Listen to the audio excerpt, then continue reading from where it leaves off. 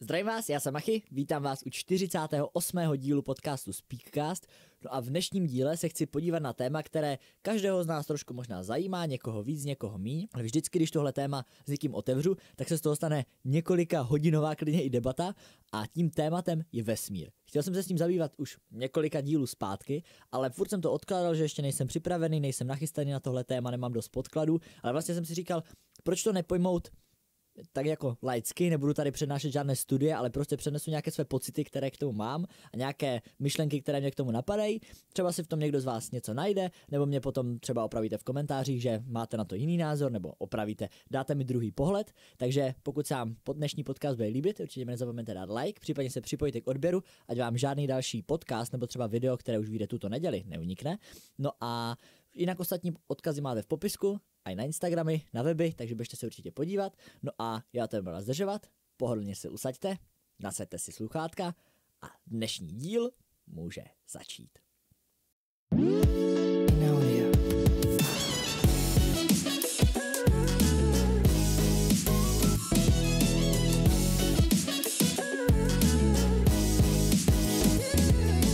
Já dnešní epizodu natáčím velmi spontánně, natáčím si velmi dopředu, takže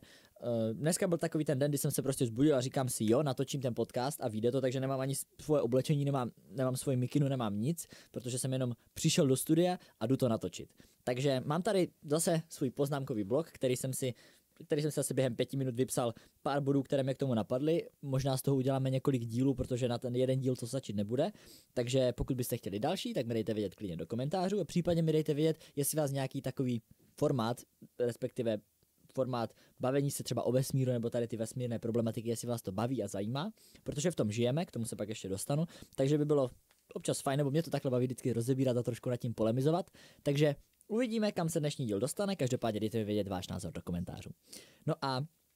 já začnu hnedka s první věcí, kterou tady mám, a to je, že co to vlastně vesmír vůbec je, jako ten prostor, jak vznikl vůbec, a to už je taková první otázka, ze kterou se může, nebo první takové jako nadhození tématu, kterou můžete strávit opravdu hodiny, protože rozebírat to, co bylo předtím, než ten samotný vesmír vznikl, že tu byla nějaká jako hmota, nebo vlastně nic, ve kterého se potom vlastně z nějakého malého bodu se stal celý vesmír, nějaký velký třesk a tak. To je prostě jako když se nad tím jako začnete fakt jako zamýšlet, tak se vám začne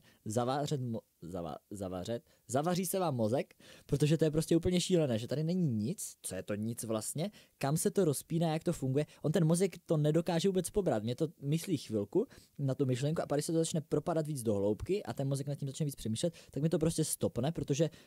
to nemá asi kapacitu na to tak rozvinout, nebo je to prostě neskutečné, jak se z ničeho vlastně stalo prostě najednou všechno, co máme kolem nás. No a potom samozřejmě se tam pojí nějaká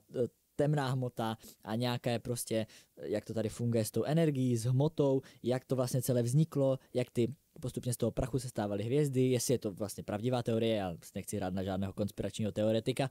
troufnu si říct, že nějak s tím velkým třeskem nějak podobně to určitě bylo.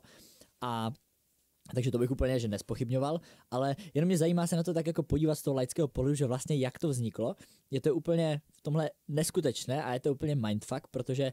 když nad tím takhle začnete více přemýšlet, tak je to úplně až nepochopitelné, že vlastně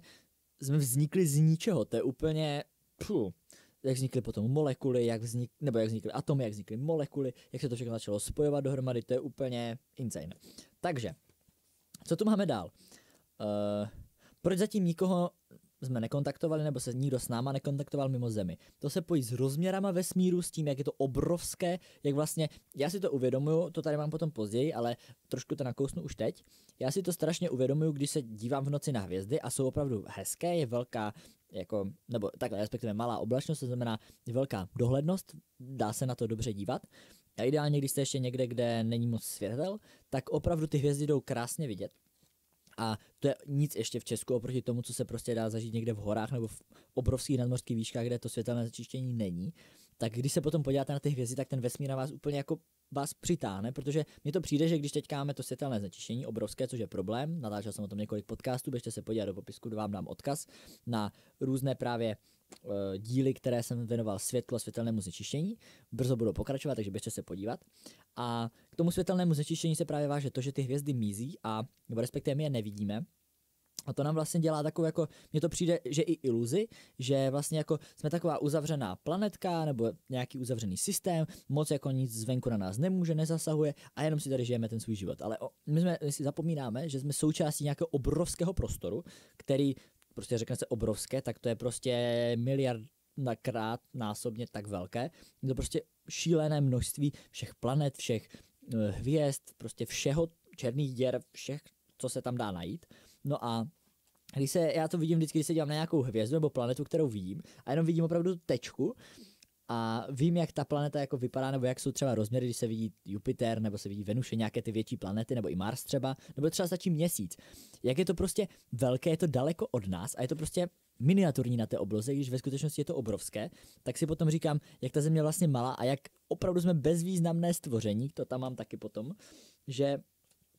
jsme tak malincí, že já jsem tady našel takovou krásnou paralelu, nebo nevím, kde už jsem to četl nebo viděl, ale že vlastně celá lidská civilizace nebo celá jako země od doby, co vznikla, tak je vlastně takový jako, nebo lidská civilizace obecně, celé dějiny, tak je to vlastně jako jeden frame ve filmu celovečerním o vesmíru. Jeden frame, což je prostě, představte si to opravdu jako jeden snímek, jsou celé naše dějiny jako lidské. To je prostě úplně šílené v celovečerním filmu, takže tady ten vesmír byl mnoho miliard let před náma a nejspíš i bude miliard let po nás. A je to prostě strašně super si to takhle uvědomit a nemělo by nás to strašit, ani si myslím, ale mělo by nám to nějakým způsobem dodat odvahu nebo možná takové jako uklidnění, že prostě když se ne všechno povede a nebude to prostě ideální, tak furt letíme na kusu šutru uprostřed ničeho, takže je to vlastně dobré, jako nejsme na tom špatně, netrápí nás nic až jako tak, co by nás jako mělo, prostě jako reálně by to na nás mělo dopad. Že všechny věci, které občas řešíme, tak to jsou opravdu jako malé problémky. Ne samozřejmě vždycky, ale když se na to jako opravdu nadneseme, tak potom ty všechny problémy, já to mám u těch, když si dívám na ty hvězdy, tak si to uvědomím. Tak vlastně úplně všechny ty problémy sklesnou, spadnou a jsou to vlastně jako bezvýznamné věci, které se dají vždycky vyřešit. A opravdu je tady jako poslání, bych si řekl toho, jako užijeme si to tady, máme to na nějaký omezený čas, tak si to užijeme s těma, které máme rádi, ať nám to prostě vychází. Nestresujeme se zbytečně někým, kdo nám to bude znepříjemňovat, nebo nám to nebude vycházet, prostě soustředíme se na to důležité, to, co je hezké a to, co nám dělá radost, protože prostě tady fakt nemáme tolik času. A je super, že vůbec jako ta šance, že jsme se tady dostali, nebo jako respektive, že jsme se tady objevili vůbec na té planetě a my, jakože z těch miliard možností, které mohly být, tak jsme se tady opravdu my ocitli a uvědomujeme si to, tak to je úplně šílenost. Je to, já nechci dělat nějaké tady ty výpočty, nebo kolik to bylo 1 ku nějaké jako pidí číselečko, takže je to úplně husté, že jsme vlastně tady a můžeme tady být na tom světě a nějakým způsobem tady něco dělat a uvědomovat si to, to je prostě, když se na to občas jako člověk nadnese, tak je to úplně neskutečné. Takže potom ono ty všechny problémy tak jako zmizí a zase potom se samozřejmě vrátíme do toho, že do toho kolotoče řešíme ty denní věci, ale nestíháme, ale je dobré se občas jako povznést na to celé a podívat se na to jako tak jako nadneseně, jak já to mám potom přirovnání jako dětský tábor nebo jako hru, že prostě my se tady hrajeme v nějakém tom svém světě na té omezené planetce, no a to, co se děje kolem nás, úplně nevnímáme, ale že se na to nadneseme, je to vlastně strašně hezké, že jsme strašně pěkné jako stvoření na jednu stranu, na druhou stranu jsme strašně hnusné stvoření, děláme si zbytečně na schvál, děláme průsery navzájem celé planetě, ale když se na to nadnesem, tak je to vlastně takové strašně milý organismus, je takové jako, pokud tady budou někdy nějací mimozemštění nebo jsou a pozorují nás, a my o tom nevíme, no třeba někteří vyvolení ano, ale nedávají to veřejně, tak vlastně to může být jako takové strašně pěkné divadlo, že oni si dívají, tady vyvinuli toto a tady se zabývají tady tím a to je prostě úplně, je to neskutečné, je to husté. A slovo husté tady dneska použiju asi hodněkrát, ale to jsem tak jako na to chtěl upozornit. Jak jsem říkal, dává nám to svobodu určitě toho, že prostě, když se něco zkazí, tak za tu dobu, co tady jsme, tak to pak už všichni zapomenou a už za den, 2, 3, za týden si na to nikdo nevzpomene a za pár let už to bude všem úplně jedno. Protože všichni řeší jenom své problémy, takže nikdo se o vás reálně nezajímá. Což je jako na jednu stranu smutné, na druhou stranu vám to zase dává svobodu toho, že si opravdu můžete dělat v rámci nějakých mezí, co chcete. Teď tady mám velké téma, jak bych jsem nakousl mimozemšťany. protože mimozemšťani vůbec existují, neexistují. Dejte vědět do komentářů, co si myslíte, jestli v tom vesmíru něco nebo někdo bude, zase co bude to někdo, jestli to bude mimozemšťan, že si ho představujeme my, bude mít velké oči, zelený, nějaká taková jako chobotnice, nebo rádoby člověk s velkou hlavou, nebo to bude nějaká jako nadpřirozená bytost, nějaká entita, která prostě bude třeba úplně jako čtyřrozměrném prostoru, nebo bude mít nějaké jako, nebude to ani jako postava, bude to nějaká jenom energie nebo něco, to je prostě úplně neskutečné si to takhle představovat. A zase potom tam vycházejí na povrch ty teorie, jestli jako už víme o někom, nebo ještě jsme na nikoho nenarazili, proč jsme na nikoho nenarazili, to jsou vlastně teorie vysokých čísel, já si nespomínám, jak se ta teorie jmenuje, nám to ještě tak vědět do komentářů. A vlastně teorie, že je to tolik možností, že by tu mohl být nějaký život, protože ty planety se vyvíjely některé dřív, některé později, ale je tu možnost, nebo jsou vytipované několik stovek tisíc, možná milionů planet, kde by teoreticky život mohl být. Tak jsme prostě na nikoho nenarazili, protože tam jsou velké vzdálenosti, může tam být nějaká jako ten velký filtr, to znamená, že evolučně tam bude nějaký prostě nějaká bariéra, která ta civilizace nebude schopna překonat, aby se dostala třeba skrz nějakou tu galaxii svoji, nebo odcestovala stejné planety, nebo překonala nějakou prostě překážku. A proto jsme třeba ještě nikoho neskontaktovali, nebo už jsme někoho skontaktovali, ale ještě jako to neví veřejnost, nebo tají se to, což se nedivím, protože kdyby se to dozvědělo, tak někteří lidi by z toho byli úplně, ty by skončilo by náboženství v tu chvíli, protože by asi přestalo platit veškeré zákony, nebo nevím, jak by si to asi odůvodnili, ale příchod mimozemšťanů s tím nikdo asi nepočítal, nikdy v dávných dobách, takže úplně si nejsem jistý, jestli je dobré to, že jsme tady sami, nebo jako, že si myslíme, že jsme tady, nebo takhle, zatím je to podávané tak, že jsme tady sami, jestli je tohle ta odstrašující verze, nebo je horší to, když už nás jako vyloženě někdo kontaktuje a přiletí sem, co se stane. Protože mě děsí spíš ta možnost, že sem někdo přiletí. Takže jako doufám, že tu někde něco ve vesmíru, já nejsme tu sami. A zase na druhou stranu si říkám, možná dobře, že nás ještě tady nikdo neobjevil, nebo objevil a nechává nás tak, protože by z toho mohl být jenom další průser mimo planetu a nemuselo by to být vůbec ideální. Takže to je tak k mimozemšťanům. Dejte mi schválně fakt vědět do komentářů, jestli jako na mimozemšťany věříte, nebo respektive myslíte si, že tam nějací mimozemšťani jsou, že by z toho mohlo něco být, že by sem někdo někdy přiletěl, nebo něco přiletěl, zase může se tady prostě jen tak jako spavnout, objevit, já nevím. A to je fakt jako na hodiny a hodiny polemizování a už teďka tady máme jako třetinu papíru a mluvím už o tom 12 minut, takže dá se z toho udělat několik dílů a určitě by mě zajímaly nějaké zajímavé podněty, které vyřešíte nebo vás takhle jako zajímají ohledně vesmíru, máte nějaké otázky, tak se nad tím můžeme zapolemizovat spolu, když mi dáte vědět do komentářů, tak já to můžu v příštím díle rozebrat, nebo ne třeba v příštím, ale třeba za 3 týdny, tak si to můžeme rozebrat a udělat si takovou jako vesmírnou sérii, to by nebylo špatné vůbec, protože, jak říkám, opravdu v tom žijeme a je to, když se na to jako nadneseme a podíváme, tak je to vlastně strašně super a dává nám to svobodu a úplně jako pohodičku toho, že no jako dobré, někdy se něco nepovede, ale furt, když se na to nadneseme a podíváme, tak mi to dává úplně takový jako klid, že ale ono to nějak dopadne a bude to v pohodě. Pak tady mám velkou kapitolu, co jsou černé díry. Protože je to taky zase další úkaz, který je úplně ještě není prozkoumaný, nebo respektive skoro vůbec. Máme teďka vlastně, teď nevím, jestli to bylo předloni nebo předpředloni, první fotku černé díry, jako nějakou barevnou, novodobou.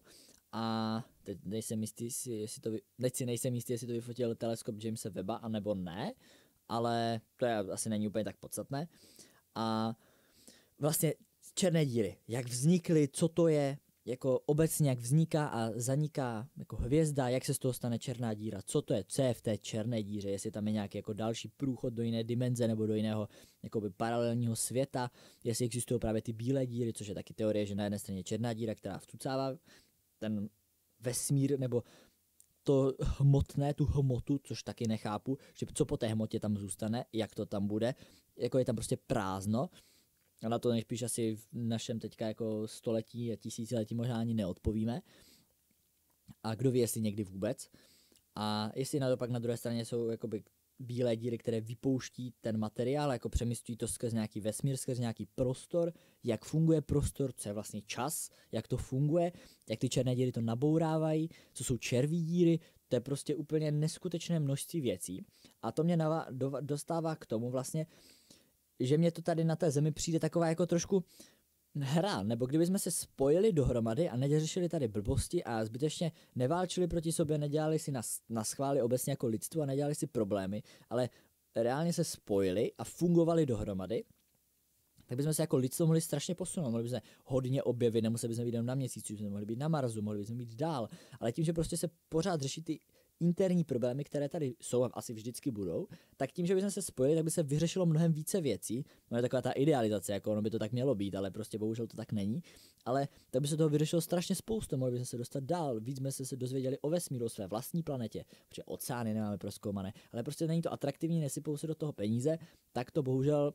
nefunguje, nebo ty výzkumy jsou pomalé, zdlouhavé, a kdyby se já to vidím krásně, když se vedl souboj právě o to, kdo bude dřív na měsíci, jestli Sovětský svaz anebo Amerika, tak se tam nasypalo tolik peněz, že jsme tam se prostě dostali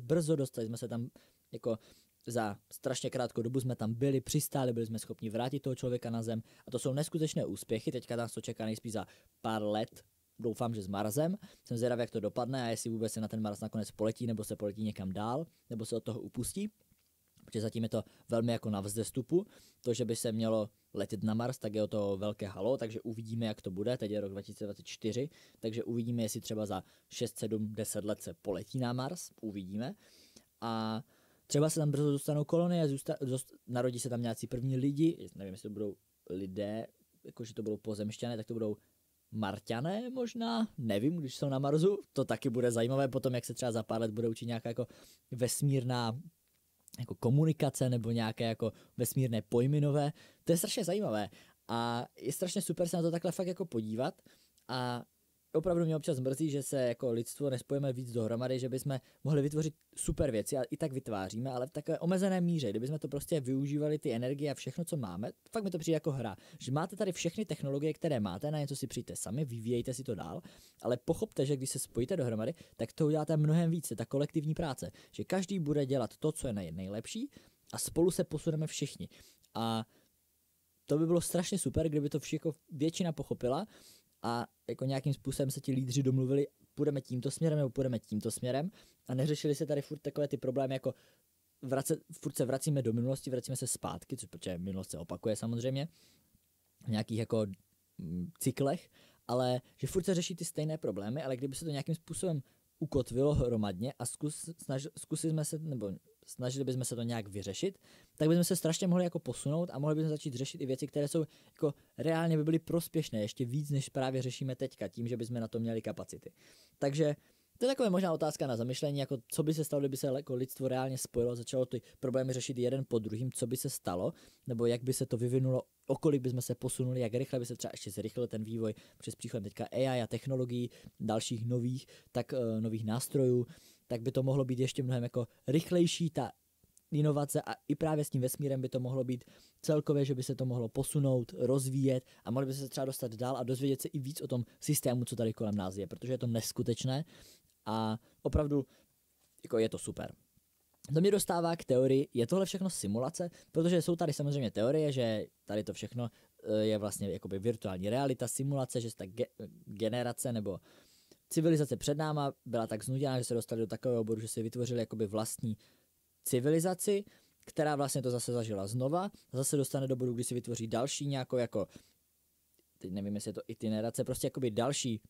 v vozovkách klon, nebo další jako generaci nástupce, kteří to zase prožijou znova a zase si tvoří další jakoby virtuální realitu, která zase to bude žít a takhle se to pořád násobí, tak to je docela jako zajímavá teorie, je to taková jako zase na zamyšlení, je to trošku filozofičtější a možná trošku takové jako už mimo, ale některé věci by z toho možná dávaly smysl, takže zase je dobré nad tím polemizovat. Co si o tom myslíte, vy dejte mi vědět do komentářů, jestli by to mohla být simulace, nemohla, protože když by to byla simulace, tak by to bylo tak dokonalé, že bychom to nepoznali a zase bychom si udělali svoji vlastní realitu a zase ta realita po nás by si udělala další realitu a vlastně bychom nikdy nepřišli na tom, že všichni žijeme v simulaci, což by bylo jako na jednu stranu husté, na druhou stranu nevím, jestli bychom to chtěli úplně, ale každopádně taky zajímavá teorie. Jedna z mnoha. Co tu mám potom na závěr napsané, kde bych to asi tak nějak ukončil, protože máme nějakých 20 minut, což je ideální. V příštím díle bychom si to rozebrali ještě víc dopodrobna. Zajímavé mě nějaké vaše podněty, co byste chtěli víc probrat, rozebrat, to je takový jako nástřel toho. jak vidíte, i když to mám napsané, tak ty myšlenky opravdu střílím tak, jak mi to přichází, protože je to tak rozmanité téma, že by se o tom dalo fakt jako polemizovat hodiny a ještě kdybych tu měl někoho navíc, tak by se o tom dalo jako zase udělat další dialog, nebo kdyby nás tady bylo víc, to bychom někdy v budoucnu mohli mimochodem udělat. Chtěli byste nějaký spíš dialog než jenom monology, že by jednou za čas tady přibyl nějaký host nebo něco, to by mohlo být zajímavé. Takže dejte mi vědět taky do komentářů, jestli chcete více dílů nebo nějaký díl sem tam i s více lidma než jenom se mnou. Co tu mám napsané nakonec? Je dobré si uvědomit, že v tom fakt žijem a jako pozastavit se nad tím, že tu jednou nebudem a vážím si toho, že tady jsme, tady v tom jako miniaturním kontextu toho obrovského vesmíru a že opravdu není o co přijít, můžeme ztratit pouze čas a prostě jednou už to nedoženeme. Jednou si prostě řekneme, hele, tak tady je konečná, končíme, jako bylo to fajn, třeba si to dáme ještě jednou, nebo prostě konec, game over. A připadá mi to jako taková analogie dětského tábora nebo té hry právě. Že jste nějakém tom jakoby uzavřeném světě na tom táboře, teďka tam máte něco dobrého, co vás baví, něco, co vás nebaví, něco, co vás štve, máte tam ty lidi, které máte rádi, které nemáte rádi, na kterých vám záleží, užíváte si to, některé aktivity si zpětně přehrajete, že byste mohli udělat lépe, nebo byste si je mohli užít víc, mohli byste je udělat jinak, ale potom ve výsledku si řeknete, a vlastně tak špatné to nebylo, dalo se to, dobré to bylo. No a tady to uvědomování mně přijde strašně super, nebo v poslední době si to strašně uvědomuju, když jsou nějaké situace, které vím, že už se nebudou opakovat, že prostě budeme na nějakém místě s nějakým konkrétním člověkem nebo s partou lidí, která už se třeba znova nepotká, nebo to nezažijeme, nebo už potom na to nebudeme mít věk, čas, prostor, peníze nebo cokoliv. A nepůjde prostě zažít ten stejný okamžik dvakrát. A to, že prostě si uvědomíme, že nezažijeme stejný okamžik dvakrát, tak to dává strašně, začnete si těch věcí více vážit. A já si poslední dobou strašně všímám těch jako maličkostí a drobností, které tady máme, že prostě jo, hele, tady si dám jídlo, tady si zajdu do školy, tady se vyspím v teplé posteli,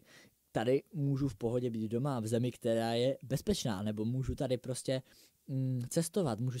můžu jako projezdit tu planetu, ten svět, zase je to takové jako prostě objevujete, evolvujete se, posouváte se dál, ty své vědomosti, znalosti a zase každý jak chce. A je to strašně rozmanité, je strašně super a je dobré si to opravdu uvědomit. Uvědomil jsem si to včera, když jsme byli na exkurzi s letadlama, zdravím Terku, tak jsme byli na právě jako exkurzi, byli jsme si projít letiště a tak a bylo strašně super jako tam být dohromady a uvědomil jsem si, že to nejspíš jako takhle na poprvé, že tam budeme jednou spolu, tak se to třeba nestane znova, nebo už budeme starší, nebo se něco změní, neuvidíme se tak často. A dávalo to strašně, uvědomil jsem si to v průběhu a bylo to takové strašně jakože zamyšlení, že jako, nebo jako uvědomění si toho pocitu, hele, fakt jsme tady a fakt to jako žijeme a je to strašně super. A dneska mi to dalo ještě vlastně Reels ráno, kdy jsem narazil na Reels, jakože prostě když se na to nadneseme podíváme, máme tady fakt nějaký ten čas, těch 90, 80, když to hodně půjde 70, někteří 100 let a potom je prostě konec. Skončí to, co jste stihli, co jste nestihli, něco můžete litovat a proto je dobré si to opravdu užívat, nevyčítat si zbytečně věci, protože čas nevrátíte a je dobré se na tím opravdu zamyslet, uvědomovat si to, že tady jako každou sekundou se přibližujeme konci. Každou vteřinu, minutu, hodinu se prostě přibližujeme. Všichni pokaždé, ať spíme, děláme nějakou aktivitu, která nás baví, nebaví, furt se přibližujeme. A je na nás, co si to vybereme, co si tady vybereme, užijeme a s kým to strávíme. Takže možná uvědomujte si, že tady jednou skončíme a jako mělo by to být takové spíš motivační, nemělo by to být jako, že buďte z toho smutní, ale užijte si to, protože nikdy nevíte, kdy to skončí. Takže užívejte si všechno naplno a uvědomte si to. Uvědomujte si to. Tak. Já vám děkuji za poslech dnešního podcastu, doufám, že se vám líbil, pokud ano, nezapomeňte mi dát like, případně se připojte k odběru, ať vám žádný další podcast neunikne, případně se tady podívejte na nějaký další podcast, anebo tady na nějaké předchozí video. Já vám děkuji za poslech, mějte se hezky a u nějakého dalšího podcastu zase čau.